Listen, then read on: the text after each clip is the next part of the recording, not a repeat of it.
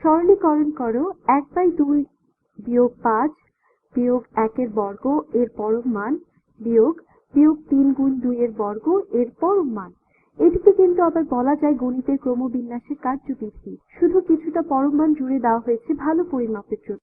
মনে করার জন্য বলছি যে কার্যবিধির ক্রমগুলো ছিল প্যারেনথেসিস বা বন্ধনী, এরপর আমরা করব সূচক বা এক্সপোনেন্টস, এরপর আমরা করব গুণন এবং ভাগ, মাল্টিপ্লিকেশন এবং ডিভিশন। এটার মানে কিন্তু আবার এরকম নয় যে গুণ করা হবে ভাগের আগে। যদি আমার কাছে একগুচ্ছ গুণ এবং ভাগ করার থাকে তাহলে যা করতে পারো তা হলো বাম থেকে ডানে যাওয়া, অর্থাৎ এর মানে হলো গুণ বা ভাগ যাই থাকুক সেটি যোগ এবং বিয়োগের আগে করতে হবে।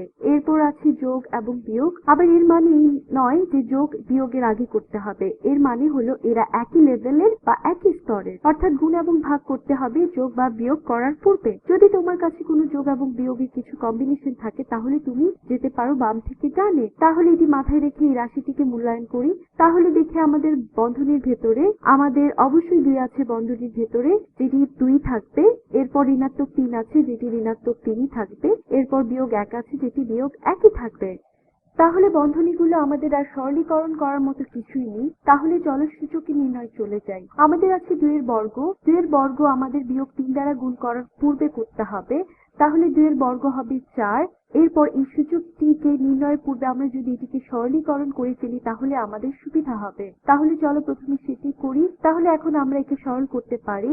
তুমি চাইলে বন্ধনীর ভেতরে পরম মান নির্ণয় করতে পারো। প্রথমে তুমি এই বন্ধনীর ভেতরের মান নির্ণয় করতে পারো, এরপর এর পরম মান নির্ণয় করতে পারো। তাহলে এখানে রয়েছে 5 বিয়োগ ঋণাত্মক 1। আমরা জানি যে যখন আমরা কোনো ঋণাত্মক সংখ্যাকে বিয়োগ করি সেটি কিন্তু একই কথা এর ধনাত্মক রূপটিকে যোগ করার মতো।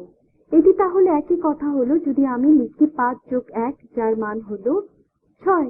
তাহলে চলো আমরা যেটা পেয়েছি সেটা লিখে ফেলি যাতে আমরা বিভ্রান্ত না হই। তাহলে এটি হবে 1/2 গুণ 6 এর পরম মান এর বর্গ বিয়োগ ঋণাত্মক 3 গুণ 4 ঋণাত্মক 3 গুণ 4 এর পরম মান। তাহলে 6 এর পরম মান অবশ্যই 6, 6 এর বর্গ তাহলে হবে 36। তাহলে এই অংশটি এখানে হবে 1/2 গুণ 36। এরপর এখানে আমাদের আছে বিয়োগ, এখানে আছে আমাদের পরম মানের মধ্যে ঋণাত্মক 3 গুণ 4 যা হবে ঋণাত্মক 12। এখন আমরা যা করতে চাচ্ছি আমরা গুণ করব বিয়োগ করার পূর্বে, তাহলে আমরা নিরাপদভাবে এই গুণটি করতে পারি। আমি একে বন্ধনীর ভিতরে নিয়ে নিতে পারি তোমাদের দেখানোর জন্য যে এটি আমরা প্রথমে করছি। তাহলে 1/2 গুণ 36 এটি তাহলে হলো 18। তাহলে আমরা পেলাম 18 বিয়োগ, দুঃখিত, এটি হলো 18 বিয়োগ ঋণাত্মক 12 এর পরম মান। তাহলে ঋণাত্মক 12 এর পরম মান কি? এটি হলো 12। তাহলে এটি 18 বিয়োগ 12 যা হলো 6 এবং এটিই আমাদের উত্তর।